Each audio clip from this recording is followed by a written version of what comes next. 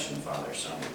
So pray for those who don't, because it's through our fathers we get an impression of what God is like. So we're going to be today in Acts chapter 16. I'll make sure we kind of put this into a good context here. We're going to be talking about conversion today. What makes a good conversion? What makes a not good conversion? So this is just going to be part of our discussion. We're going to be in Philippi, and before this is Lydia's conversion. So we want to make sure we're keeping this in context. So Lydia is a seller of purple. She is a wealthy person in Philippi. This is not the reason they mention her is because she's powerful. Like if she would have been a slave girl, she wouldn't have got any mention. That's just kind of the way that this works. So Lydia's conversion is a big deal because of her position of power, which we'll get to later. So we're going to read Acts chapter 16, verses 16 through 40. It's a big section. It deals with Paul and Silas dealing with a young girl who has a demon, which remember we talked about how miracles played a role in the conversion of the Roman Empire. These confrontations with dark powers were pretty significant. Paul isn't the only one to do this. Okay, so we're going to read the story of Paul and this girl, and then they're going to go to jail, and then the earthquake. I'm sure you're familiar with that story. So if we can start over here, and we'll need to read 3 verses apiece, and we'll just kind of go this way. Does that work? And if you don't want to read, it's perfectly fine. Just kind of give your partner a little elbow, and they'll pick up. All right?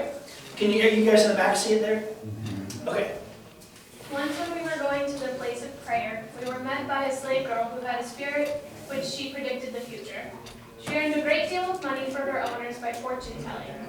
This girl followed Paul and the rest of us, shouting, "These men are servants of the Most High God, who are telling you the way to be saved." She kept this up for many days. Finally, Paul became so troubled that he turned around and said to the spirit, "In the name of Jesus Christ, I command you to come out of her." At that moment, the spirit left her. Let's do 2 verses apiece, because they used to have one more verse to go.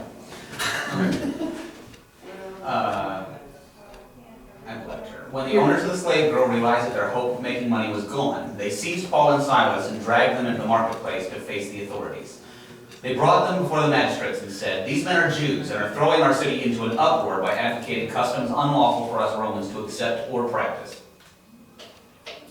The crowd joined in the attack against Paul and Silas, and the magistrates ordered them to be stripped and beaten. After they had been severely flogged, they were thrown into prison, and the jailer was commanded to guard them carefully. Upon receiving such orders, he put them in the inner cell and fastened their feet in the stocks. About midnight, Paul and Silas were praying and singing hymns to God, and other prisoners were listening to them. Suddenly there was such a violent earthquake that the foundations of the prison were shaken. At once all the prison doors flew open and everybody's chains came loose. The jailer woke up, and when he saw that the prison doors were open, he drew his sword and was about to kill himself because he thought the prisoners had escaped. But Paul shouted, "Don't harm yourself, we are all here." The jailer called for lights and rushed in and fell trembling before Paul and Silas. He brought them out and asked, "Sirs, what must I do to be saved?" They replied, "Believe in the Lord Jesus, and you will be saved, you and your household." Then they spoke the word of the Lord to them and all the others in his house. At that hour of the night, the jailer took them and washed their wounds. Immediately he and all his family were baptized. The jailer brought them into his house and set a meal before them. He was filled with joy because he had come to believe in God, he and his whole family. When it was daylight, the magistrates sent their officers to the jailer with the order, "Release these men." The jailer told Paul, "The magistrates have ordered that you and Silas be released. Now you can leave, go in peace." But Paul said to the officers, "They beat us publicly without a trial, even though we are Roman citizens, and threw us into prison. And now do they want to get rid of us quietly? No, let them come themselves and escort us out." Paul's such a great guy. Talk about a guy who just forgives and let water off the boat. Am I being detained? He would have been a good American. The officers reported this to the magistrates. and when they heard that Paul and Silas were Roman citizens, they were alarmed. They came to appease them and escorted them from prison, requesting them to leave the city. After Paul and Silas came out of the prison, they went to Lydia's house, where they met with the brothers and encouraged them. Then they left. Okay, so it's important that we keep Lydia in here, but what I want to look at specifically here is there's this earthquake, and the jailer he's in charge of them, so it's his responsibility to make sure that nobody escapes. So when the earthquake happens, he feels like, oh, these people are all going to escape, and Paul and Silas say, hey, we're all here, don't kill yourself. So the jailer takes him home, and he says, what must I do to be saved? Which is interesting, because this isn't really a pagan idea. Pagans were not saved. So we'll have to have a conversation about this later. Probably what occurred was a long conversation prior to this, and then he probably asked, what must I do to be saved? Probably. But what's key here is what we're going to talk about today. At the hour that the jailer took them and washed their wounds, so that immediately he and all his family were baptized. I want to talk about conversion today and what it means to be a believer. The ancient world was not like our world. We are, specifically here in America, we are individuals. So, the way we make decisions are based upon our own particular desires, wants, and needs. Now, all of us think, golly, that just seems like, doesn't everyone do that? Like, isn't that how we're supposed to live our lives? Well, how do you think you get a young girl from India to marry a 40-year-old guy? How do you think that happens? Her father tells her. Her father tells her what she's going to do, and what does she do? She does it. She does it. Now, in our mind, we think that girl has somehow been cowed. She's been plowed over. Her will has been run over by her father, and her father's kind of bad. Like, that's just the way we think about it. That's isn't that kind of what we would think? I mean, that's what Americans kind of taught to think. A father who would do that to his daughter has kind of plowed over her desires, replacing it with his own desires. Well, that's actually not the case. That's a lot of us pushing our ideas onto other cultures. The ancient world was dyadic. Let me make sure I write this down. We are individualistic. Let me give you an illustration of how this plays itself out. At 18 years of age, when I was 18, I was like, what am I going to do with myself, right? Like, what am I supposed to do in the world? I've got to go to college, and I don't know what I want to study when I go to college, right? Like, this should be all very familiar to us. So I go to college, I'm like, I don't know, like, do I want to be a history teacher? Do I want to be a track star? Like, what do I want to do with my life? And so what I end up doing is I pour a whole lot of energy and thought into what I want to do for myself. Once again, all of this should seem to us very like, duh, Mike, like, isn't this how the world works? Once again, this is not how the world works for the majority of the people. The ancient world included. How the people made decisions was not necessarily based on what was best for me. It was best, decisions are made kind of collectively, corporately. So an individualistic person is, I am who I say that I am. Meaning, I define my own world. A dyadic person, a dyadic personality says, I am who you say that I am. Let me say that again. I am who you say that I am. In other words, I can't find my place in the world without somebody else to kind of anchor me. So let's create a hypothetical so you can kind of see what I'm talking about. Two guys, right? Let's say they've been crashed on a desert island, right? Got a little palm tree here. I'm running out of ink. Get a little desert palm tree here because they're on a desert island, right? Don't criticize my palm tree. This is my palm tree on a desert island, right? Now, one guy used to be a slave. The other guy used to be a landowner. Now, he winds up on the island by himself. Either one of them wind up on the island, and they're dyadic personalities, and they wind up on the island by themselves, who are they? Well, they don't have a society necessarily to fit into. So there's no one to kind of tell them their place in the world. I mean, they can live, they can eat, but there's not a structure for them to fall into. So this is actually very discomforting for them.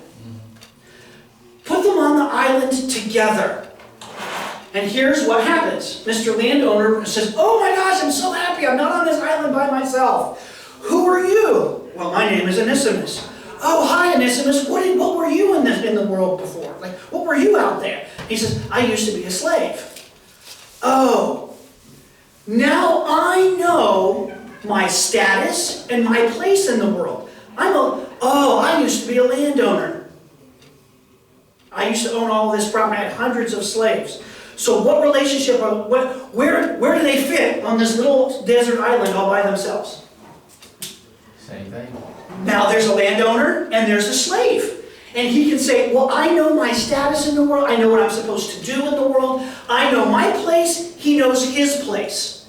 His place in the world is secured. So they know themselves in relationship to other people. This is dyadic. This is very weird for us, guys. All right? Does this seem weird to you? Right? It's weird. Like, we would say, aren't you so happy? Shouldn't you form a little egalitarian society and everybody gets to vote? Right? That's not how a dyadic culture works. A dyadic culture works because there's a social network around them and everyone knows their place in the pecking order. Does this make sense? There's a pecking order. And so I'm a more educated person than you are. I'm a more landed person than you are. I'm the type of person who has X, Y, and Z. And I know my place in the world because I'm X, Y, and Z. And you are going to defer to me. So the slave is going to defer to the master. And the master is going to assume that the slave is going to defer to him. This is dyadic. Okay? In the ancient world, it was the men who ran religion. Religion was a male thing, mainly because it was social. The fathers told the family which gods were going to worship and what you needed to do. Now, if you had a private problem, that was your little area to deal with. But in terms of our family, by golly, my father every year would go out and do X, Y, and Z to make sure our field was ready for harvest. And son, you're going to go out there, we're going to do X, Y, and Z. This is what it means to worship. And the fathers took control of a lot of this. This was like the father sets the tone. Now, I kind of said all of this. This is kind of like the background material for us to get to the story in Philippi, where this jailer, he's the guy who's kind of in a position of authority in the town. It's not a great position, but it's still a position of authority in the community. He is the jailer. He's the one who's in charge of state prisoners. What kind of status level do you think this is? Not real high. Mid-level. Yep. Okay. Probably gets government benefits. Probably gets government benefits. He gets Memorial Day off. That's fantastic. Now, so he comes home and he brings home Paul and Silas. Now we don't know for sure everything that goes on, but it is the male who makes at least all of the decisions, at least according to this text. If we're going to look at this text, it's the husband who says, what must I do to be saved? So presumably the husband is in this conversation, and he has decided what for his whole family? We're going to be Christians. We're all going to be Christians, and we're going to get baptized. Is this a legitimate conversion? Within the culture, yes. Well, that's not what I asked. We're asking, is this the way conversion ought to happen? That is a cultural. That's a cultural question, absolutely. I am couching that within our individualistic culture. It would take an individualistic cultural person to look at this and go, that's not the way it ought to be. Do you see how that is? It's faith. What? So we are saved by faith. We're saved by faith of Jesus Christ. Depending on what culture that we grew up in is then how we believe. So if let's say that my dad was the jailer, and my dad comes home with these men, and he becomes converted, and he's like, we are now Christian, and so we are going to be baptized. if I am a good daughter, then by faith, I believe in the leadership of my father. I'm going to believe in this new God that he has brought home, and I'm going to be baptized. And so by faith, I actually am saved because I also have faith in my father. Is my faith in my father? Is it my faith But in the father? it's still like saying like, you know, just because we have, like, usually when we become converted, even in individualistic society, we like think about like in my example of like just where I am, I was born into a Christian family. Sure. I was raised Christian in terms of my parents came. I had faith in my parents that they would not lead me astray. And so I believed in God because they brought forth. Absolutely. Now as I got older, it did develop into my own faith, and Sure. I worked through that. But initially it was because that's what my parents believed. Sure. And the same with new converts, they usually have like some reason where they have faith in the person that comes to them and Sure. and brings them to Christ in terms of like, I believe that you're a good person. I believe that you want what's best for me. So I'm going to believe that what you're saying is true and have faith in this God. And so that's how we do it, even if it's Richard. or not. I have talked to people a few years ago that thought because their parents were Christians, they were Christians. So Yep. what's happening today, where I don't know if they don't know the way, or they just know what it is, but they believe that way too. Absolutely. I was born into a Christian home. I was raised in a Christian family. I went to church all of my life. I'm a Christian. Did you have an encounter with Jesus Christ? Well, I got baptized.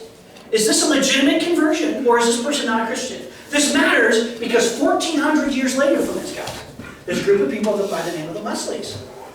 Our ideas come out of what the Wesleys did, post-Enlightenment. Like, we're not free from this either. So this is an interesting problem, and we're going to see how this plays itself out. Yeah. But I think though that I guess I'm making an assumption here, but the fact that we know that in other letters, Paul very specifically had stated that it was through faith that we are saved, and faith in Jesus Christ, and that he had stated things about baptism, that it is not the baptism that saves, but that it, I think that for me, I guess when I have looked at this, I always assumed that because it was Paul that baptized these people, and because of the fact that the tradition in the baptism is a question before the immersion, that each of those individuals accepted it and said it and made a profession of it. Absolutely, but that's because we come at this with an individualistic perspective. Right, and so that a dyadic culture would not necessarily have this. My dad says this is what we're doing. This is what we're doing. But if Paul asked that question of, and I definitely think that each person was definitely making that decision based on a dyadic family pattern, but I still think that each individual, it's only through their personal faith. Are you assuming that Paul has the same idea of faith that you do? Yes. Yes. I am definitely making that assumption. But since Paul made statements about only through faith, and it states that he and his whole family was baptized, I guess I am definitely making that. I can see how an individualistic person would read this and think, well, of course each of them made that decision. But that's not really what the text says. It's not. I don't know that those were believers' baptism people. So I'm not convinced that they were all saved. That's great. Frankly. Well, that's interesting. Let's back up a little bit here. The earthquake, it woke up everybody. Sure. So the family is awake. He brings him home. They have a meal together. I'm beginning to see that they're listening to what Paul is telling their dad. That is not irrational. And the servants. Right. And so when it comes to the question, they have heard enough of the discussion to where, whoa, who caused this earthquake? And absolutely. So that's where I'm thinking. Well, we got to go back to Lydia as well. How did Lydia come to this? Where's her husband? Where's Lydia's husband in this? Right. Non-existent. either non-existent or he didn't have the right power or the ability to control her. Right. That's why I wanted us to focus on Lydia as well. Right. Because Lydia's conversion cannot be ripped out of this. Right. But Lydia's also what? Powerful. She's powerful. She's a powerful woman, and that can't be forgotten either. And other passages where Paul states that we no longer have slave nor free, male nor female. And so there's many things within Acts and within the other letters that Christianity really was the beginning of the breakdown of the dyadic type of things, and bringing in individualistic thought and bringing in, I mean, yes, you know, Christ was the biggest feminist ever. I mean, he if you want to define it like that, yeah. a biblical feminist, but a feminist. I mean, as far as Yes. he made some of the most pro-feminine moves Yes. that were so shocking to his culture. And Paul gets a bad rap for being anti-women when he actually made some incredibly pro-woman for the time. Sure. And anti-dyadic type of philosophy actions in the fact that he greeted women without making statements to their husbands. But we have to make sure that we're not turning Jesus into a 21st century person who's just been misplaced in time. Right. Because that's the temptation here. The temptation is to think that Jesus thinks just like me. He's just, living back then rather than right now. I don't know that Jesus is any more individualistic than he was dyadic. There's calls. There are problems with the dyadic approach, and there are problems with the individualistic approach. And our society right now is suffering from that. Oh, definitely. Our individualistic society is breaking down precisely because individualism is not any better than dyadic. It actually may be worse. Yeah. Oh, definitely. So I'm not trying to say, I think what we got to be careful is we're not trying to say that Jesus was an individualistic person, but at the same time, I think he had calls on a dyadic culture. Yeah.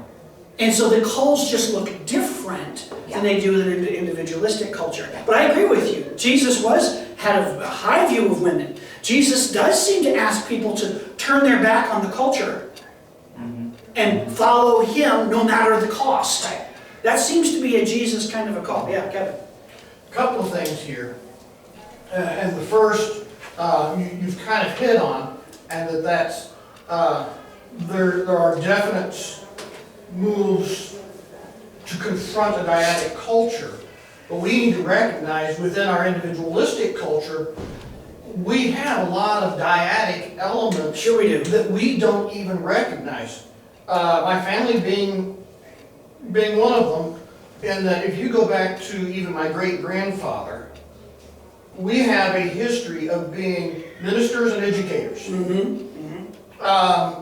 Now, you take a look at his descendants, we are educators in a vast number of areas, but we're still all educators.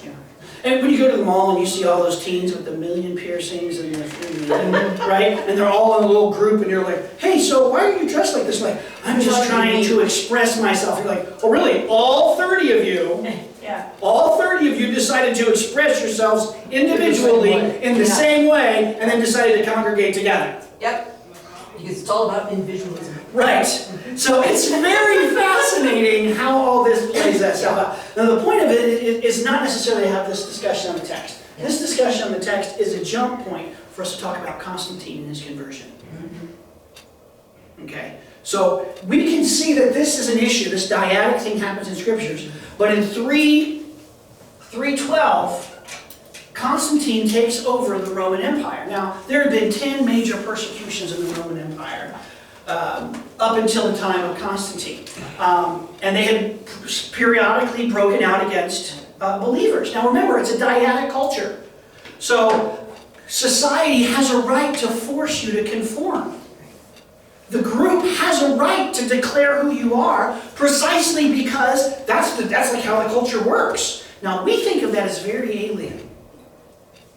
What right does the group have to force me to believe anything?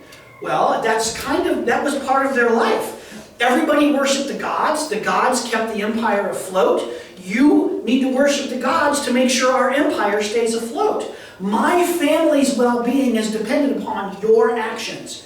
You act like a good citizen, my family will receive benefits from that. You act like a bad citizen, my family will get punished because we have not conformed you. We have not made you come back. That is the root of all of this. That's the root of this oppression. Christians were nonconformists. So what happens when the group that is all about nonconformity converts the emperor? They become mainstream. Right? Most people, most scholars will argue that no more than 10% of the empire was converted by the time Constantine converted. So at best, there were 10 million Christians in the Roman Empire right around the time of Constantine's conversion. And there's 100 million people living within the empire. These are all numbers that in some ways are someone's kind of spitballing. Right. Do you hear what I'm saying? Yeah. But the idea is that it wasn't 90% Christian, 10% pagan. Yeah. It was roughly 10%. Anywhere you would go, you'd be able to find 10% of the population were Christians, and 90% of them were pagan. Now on 312, the Battle of Milvian Bridge, Constantine gets a vision before the night of the battle that says, a vision of a cross in the sky that says, by this conquer. So he takes the cross and he has his soldiers put it on their shield. And he goes across and wins the Battle of Milvian Bridge, conquering the entire empire with Christ's cross on his shield. And then the emperor has converted. Yeah, John. I guess by this time, is the cross a pretty standard Christian symbol? It is. It's more along the line of, boy, those guys are weird. They're using a symbol that means death to them. So it was still being done. Crucifixions were done all the way up until Constantine. So, but it was a symbol of capital punishment. It's for us. It's like taking an electric. It's like a guillotine, or closer, an electric chair. It's like painting an electric chair on your shield and saying, "By this, we're going to conquer." Okay, I'm just trying to make it convert. I'm trying to convert the idea over. Yes, it is kind of terrifying. It is kind of, and the Christians it would be like if you were to go into our sanctuary and there's an electric chair. That's what it was. The cross was a form of mass execution. It's a capital punishment tool that's supposed to frighten everyone, and Christians use it, subverted it. That's what they did, is they subverted it. They took a tool of the state and they said, this is not a weapon of death, this is a weapon of life. So Constantine converts. Now, the empire doesn't actually become Christian. It's 100 years later when the empire actually says, no, we are a Christian empire. But Constantine stops the persecution and he dumps a ton of money into the church. He dumps a ton of money into the church, and then he starts taking the bishops and he starts raising them up and making them government officials. Well, you also have the introduction of the councils too. Well, yes, that happens. We're not even going to get into that. I'd love to get into that. We're just not going to get into that because we just can't. Because the topic that we're on today is we're going to stay on, is it legitimate to have an entire empire get converted? Are those conversions legitimate?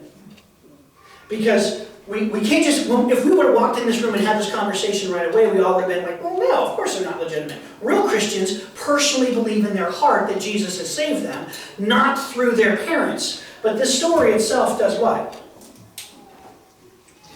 It draws this whole idea into question. What makes Constantine's, are they legitimate Christians?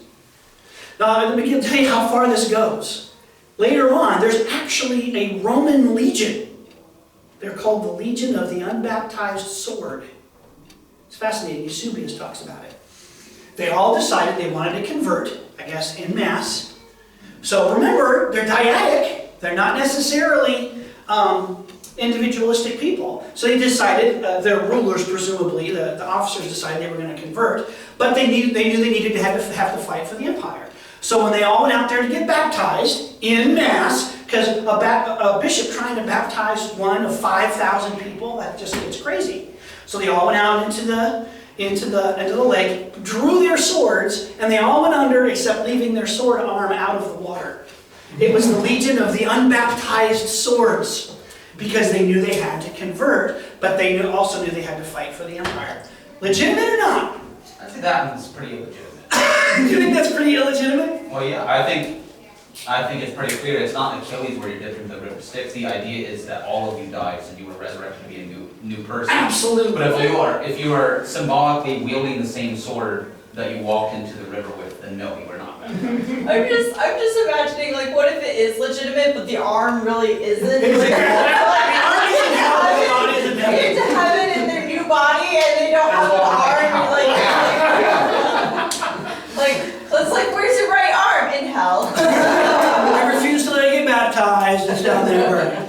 The issue is, this is how far it went. I'm not saying that that's a legitimate conversion. This is how far it went. Mass conversions of people who were not, the early church individually used to grill you. There was a 2-year wait before you moved from a proselyte into a believer. It was a 2-year wait. With Constantine's conversion, people are flocking to the church. Because in this culture, this is a dyadic culture. The guy at the top of the pyramid, the guy at the top, the emperor, has now become a follower of Christ. And because this is a dyadic culture, where they look to their betters, they look to their elders, they look to the people who are powerful, Constantine did it, so therefore everyone else wants to do it too. What should the church have done?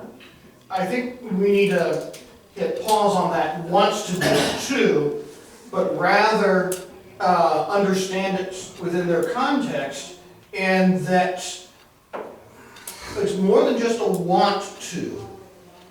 It is a part of who you are. And we have a hard time wrapping our brain around that because this is not who we are. It actually goes into what was called the house of the Father. In fact, there's an entire dissertation written about this concerning the life of David, but it's called the house of the Father in fact and symbol, where those in the family level defer to the fathers of the family. Those fathers will defer To their elders. Those elders to the tribal, and they look to them not just as an individual, but as their father. Yes. And you obey that father. Yes. This creates a very stable society. It does, but you've got to Very look at stable. all of that within that context. It blows our little organizational boxes apart. Yes, it does, yes. I think the church did a pretty great job of when people started flooding their doors in terms of well, they want to be Christian and we're going to try to accept as many as we can. And the good news is that they're no longer going to be persecuted, and so that way they can openly teach these things. And so even though it might not be as deep of a level as they originally had intended for all their new converts, they can still get some actually quality teaching in without being murdered. How many of us have come to Jesus with pure, pristine motives? How many of us came to Christ with the absolute knowing everything that Jesus was going to ask of us? This is all part of that. Very few of us come to Christ with pure Christian motives. A lot of people are like, God, I'm in a pickle. Yeah. You get me out of this pickle, and I'll be at church next Sunday. What are we doing there? Yeah, is that the best conversion? Well, no. But it also isn't the end. It's like, that's just the beginning. Where does this end? None of us come to Christ out of pure, pristine motives. A lot of us come to Christ out of fire insurance. Right? I don't want to burn in hell. So I come to Christ, and I don't even recognize what all of these things He's asking me to do. I don't recognize what they mean until later. Is it fair for us?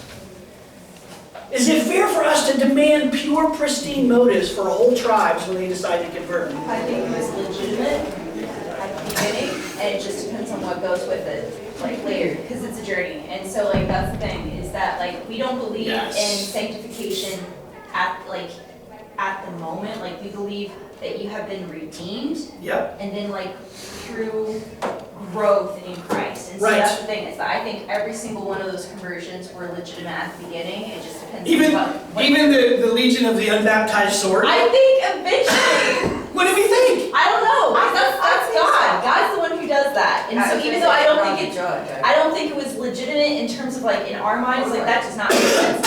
In their minds it makes sense, and who knows what happened later on. Some of them might continue to get more deeper into their faith. Some of them are like, you know what, I'm gonna take my retirement, like honorable discharge or something like that, and like go home. I'm gonna go home, make sure I baptize my honor. But who knows? Like, that's the thing is that like some of them actually like you know like how some like those who were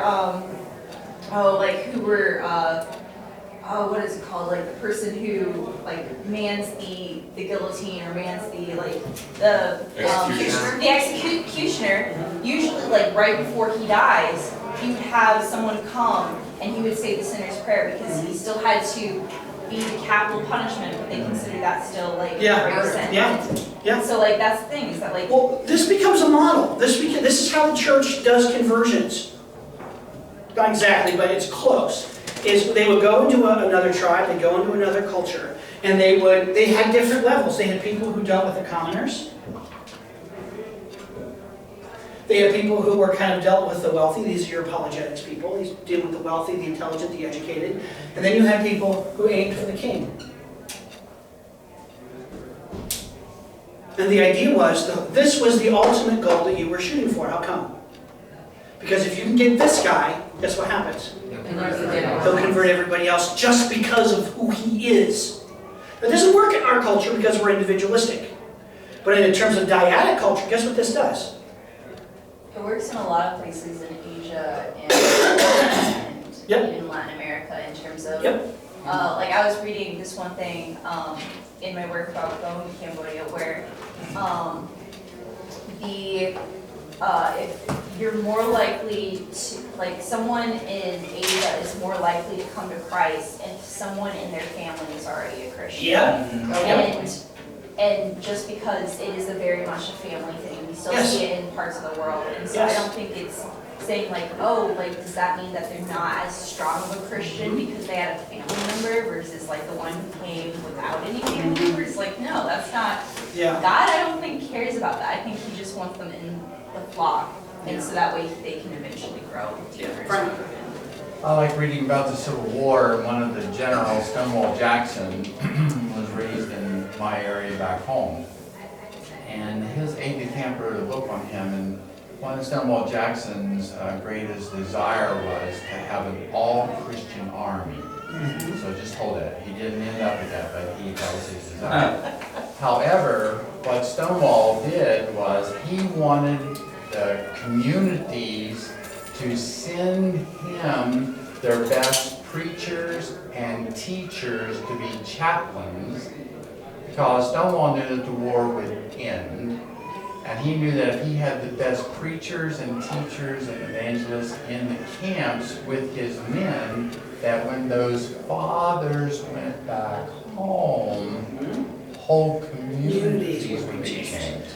Absolutely. And there's an element here that our culture gets in our way of understanding what's happening. This is not to say that Jesus doesn't come for you and Jesus doesn't love you. This is to say the way we apprehend things in some ways gets in our way. It blocks us from being able to see how God is working in other ways because we demand that He works in one way. This is effective. This is how you get. This is the start of Christendom. Now, Christendom has problems. And in some ways, we're dealing with some of the leftovers, the hangovers of Christendom. And there's a lot of things we can talk about that later on. But this is the start of Christendom. This is how Christendom starts. Christianity is a counterculture, subversive movement that becomes mainstream because it converts the emperor. Or the emperor decided he was going to convert. Whatever way you want to spell it, doesn't matter. He doesn't actually convert until his deathbed, which is interesting. And the church then has to deal with power. A subversive element that was countercultural now has power, landed right in its lap. And are we really surprised that might not do as well as we thought it was going to? So this is the start of Christendom. This is the discussion of Christendom. And that's why there's pre-Constantine Christianity and then post-Constantine Christianity. Okay? There's just differences. the church has different contexts. And because the context is different, the movement looks different. They've gone from being powerless and oppressed to being powerful and the oppressor. How does it handle that power? Sometimes it doesn't do so great. Sometimes it does a lot of great things. And it's really easy for us to go, we're going to check the whole thing out, baby with the bathwater. That's not wise. We're going to look at some of the things that they did. We're kind of done with the early church. I know, 4 weeks to get us here? 5 weeks? We're going to now start at the lower Middle Ages, what they call the so-called Dark Ages. I don't like that term, but we're going to talk about what happens in the early Middle Ages and up into the late Middle Ages. But this model, it's powerful. It's going to stick around. You're going to see how it works out later on. Questions on this before we get out of here? What do we think of this? Maybe a false dilemma. I mean, maybe you disagree, but I think that there's a lot of people that go up to the altar and pray the sinner's prayer and aren't actually converted. I mean, like, we say, was that a real conversion? Well, almost certainly no, all of them aren't real conversions, but that's a method of getting people to convert. And it's like the actual conversion is invisible and in a lot of ways unknowable until, like kind of Katrina said, after the fact. And like, you know, those 50 kids that went up to the altar or whatever when they're 10 years old, are all 50 of them going to live a fruitful, you know, resurrected life in Christ? Right. Probably not. Right. Does that mean we shouldn't be doing that? Right. Any other thoughts on this? Well, I think God uses each individual experience, and we cannot necessarily judge that, because it is an individualistic thing, but He uses culture, He uses community, He uses all, depending on which culture and which community you're coming from, God is transcendent of that, He can use that. And it's all bigger than we can really understand or see. Definitely. God is sovereign, He gets it, and He puts those experiences in our world much more than we can understand or feel for each person. God is maybe bigger than us. Maybe He is. Any other thoughts before we get out of here? Thoughts on? What do we think about this specifically, this issue today of conversion? I think I'm very thankful that I don't have to understand how I'm saved to be saved. And that's where faith comes in. It's also a process through life. Each experience builds on the other for anyone. God knows where somebody's starting from and what their journey's going to end. Let's pray. Father, we're grateful for these stories. We're grateful for Constantine. Even though he came with a mixed bag, Lord, he couldn't have come any other way. All of us come with a mixed bag. Lord, help us to recognize that you are God and we are not. Send us home in awe of what you have done and what you continue to do. And as we look forward to the next Christendom, whatever that is, whenever that is, that we may play our part, keeping our eyes back on Constantine and keeping our eyes forward towards you. In your Son's name we pray. Amen.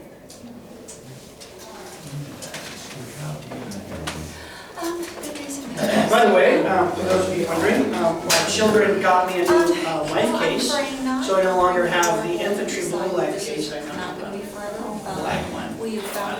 They said this looks more masculine. Edgy. Right now, Fisher's, it's called the Brain Forest Center, that is really helping with migraines.